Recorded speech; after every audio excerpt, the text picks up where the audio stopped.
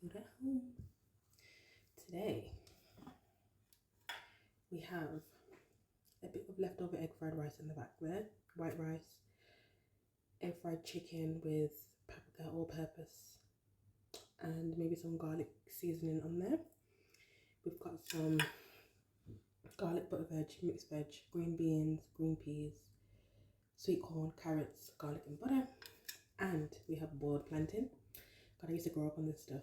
Boiled plantain. I'm gonna open it and eat it after. And then we've got this white peppercorn sauce that I'm gonna put on top of the chicken. Yeah, not too much.